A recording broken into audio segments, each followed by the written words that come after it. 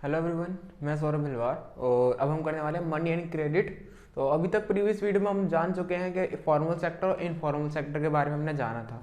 तो हमने देखा था कि भाई क्यों इनफॉर्मल सेक्टर के ऊपर काफ़ी सारे लोग अभी भी रिलाई करते हैं, काफ़ी सारे लोग अभी भी डिपेंड है इनफॉर्मल सेक्टर ऑफ लोन के ऊपर। कारण क्या है? कारण सिंपल सा है, क्योंकि क्या होता है कि जो इनफॉर्मल सेक्टर है ना, जो हमारे जो जमींदार लोग हैं वो क्या करते हैं, जो हमारे जमींदार लोग हैं वो बिना कोलेटरल के और बिना डॉक्यूमेंट्स के आपको लोन देने के लिए तैयार हो जाते हैं। तो इसके कारण क्या होता है कि हम लोग इनफॉर्मल सेक्टर ऑफ लोन पर जाना पसंद करते हैं। एक चीज़ होता है कि भाई वहाँ पर हमें नुकसान होता है। नुकसान किस बात का होता है? हमें नुकसान होता है कि भाई देखो, कुल मिलाकर हमें नुकसान तो होना है। नुकसान किस चीज़ का? कि वहाँ पर से अगर हम लोन लेते हैं ना, तो डेब्ट ट्रैप में फंसने के ज़्यादा चांसेस होते हैं, यानी ऋण जाल में फंसने के ज़्यादा चांस होते हैं। तो ऋण जाल क्या होता है ये मैं लास्ट वीडियो में करवा चुका हूँ, तो ऋण जाल देख लेना एक बार क्या होता है। ठीक है, तो डेब्ट ट्रैप आपको पता लग गया कि डेब्ट ट्रैप में फंसने के चांसेस कहाँ ज़्यादा होते हैं? इनफॉर्मल सेक्टर ऑफ लोन में। इनफॉर्मल सेक्टर ऑफ लोन में फंसने के ज़्यादा चांस होते हैं। तो ये ध्यान रखना कि भाई जब इनफॉर्मल सेक्टर ऑफ लोन में फंसने के ज़्यादा चांस हैं तो तब भी लोग उधर जा रहे हैं कि भाई डॉक्यूमेंट्स के बिना मतलब आसानी से काम हो सकता है। बट होता क्या, उसके इंटरेस्ट रेट भी ज़्यादा होते हैं, मतलब ब्याज जो दर होती है वो ज़्यादा होता है। तो कुल मिलाकर तो लोगों ने क्या कि लोगों ने एक तरीका ढूंढा कि हाँ भाई यार, हमको क्या करना है, हमारे पास डॉक्यूमेंट्स नहीं है, हमको कोलेटरल भी नहीं है हमारे पास, बट हमको लोन चाहिए और हमको हाई इंटरेस्ट रेट भी नहीं पे करना। तो कुल मिलाकर अब आपको पता है कि अब भाई कोई ना कोई सॉल्यूशन तो आएगा। तो एक सॉल्यूशन आया, और सॉल्यूशन क्या आया? सॉल्यूशन आया हमारा SHG, सेल्फ हेल्प ग्रुप, यानी स्वयं सहायता समूह। आपने नाम सुना होगा, हमारा जो वीडियो है, जो हमारा ये जो 10th क्लास का चैप्टर है मुद्रा और साख, इस चैप्टर के अंदर जो हमारा जो लास्ट टॉपिक है इस चैप्टर का, वो स्वयं सहायता समूह के बारे में। तो स्वयं सहायता समूह क्या होता है और ये क्यों होता है? तो स्वयं सहायता समूह ये वही जो प्रॉब्लम क्रिएट हुई थी लास्ट बार में, कि बहुत सारे लोग इनफॉर्मल सेक्टर ऑफ लोन से लोन ले रहे थे और डेब्ट ट्रैप में फंस चुके थे। तो उन लोगों ने क्या एक सॉल्यूशन निकाला।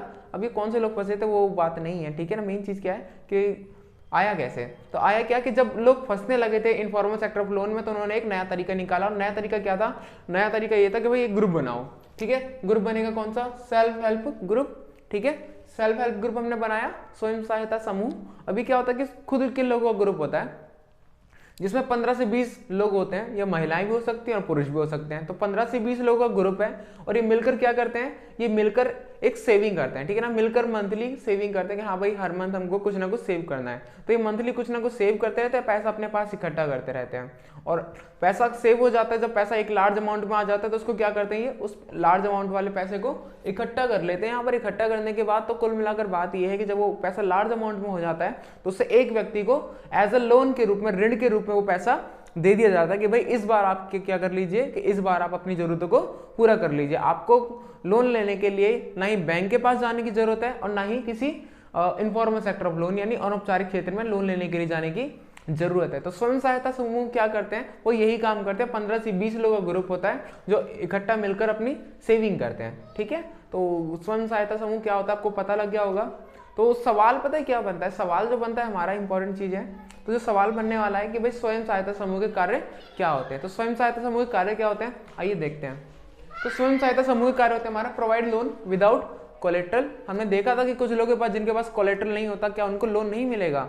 फिर उनके पास तो एक ही साधन बचेगा लोन लेने के लिए, क्या कि वो जाए इनफॉर्मल सेक्टर ऑफ लोन में, जाएंगे किसी व्यक्ति के पास में, रिलेटिव्स या फ्रेंड्स के पास में, जो कि उनको लोन दे सके। बट वो हाई इंटरेस्ट रेट चार्ज करेंगे।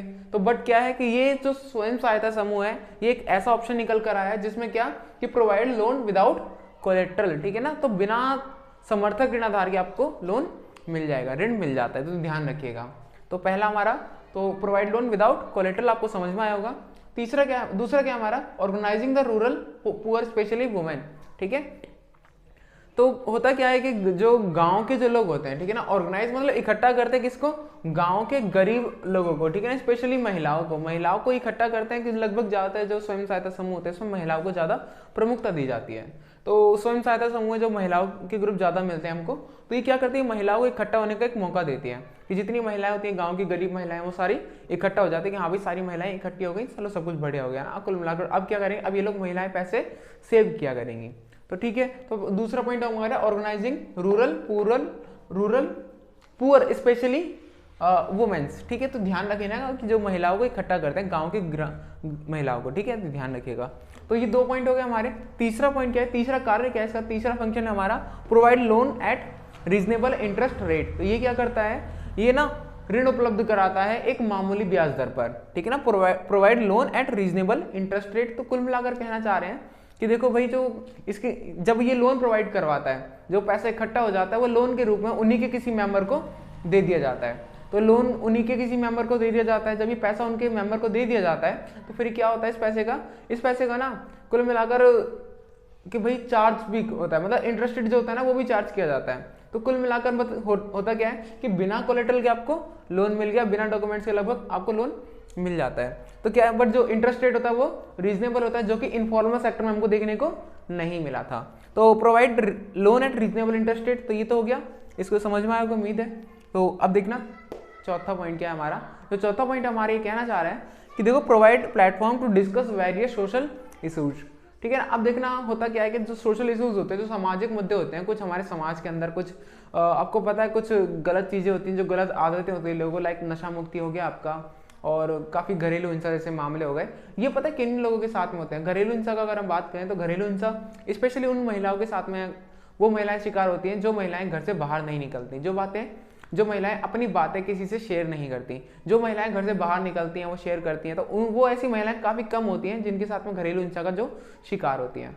और एक समस्या होती है क्या, नशा मुक्ति, ठीक है ना। नशा मुक्ति के लिए बहुत बड़े आंदोलन चलते हैं। तो कुल मिलाकर होता क्या है कि जब तक ये लोग सारे साथ में नहीं होंगे, ये सारे लोग मिलकर साथ में बैठेंगे नहीं, आपस में डिस्कस नहीं करेंगे, तो महिलाएं क्या करती है, आपको पता होगा कि महिलाएं जहाँ 4 महिलाएं इकट्ठी हो जाती हैं तो वो पता है ना, वो जगह जगह की बातें करती हैं। और जब जगह जगह की बातें करती है ना, तो हमें इससे पता लगता है कि हाँ भाई, इतनी सारी महिलाओं ने एक बड़ी वाकई में एक जो समस्या है या फिर इन फ्यूचर ये समस्या बन सकती है, उसको इन्होंने डिस्कस किया।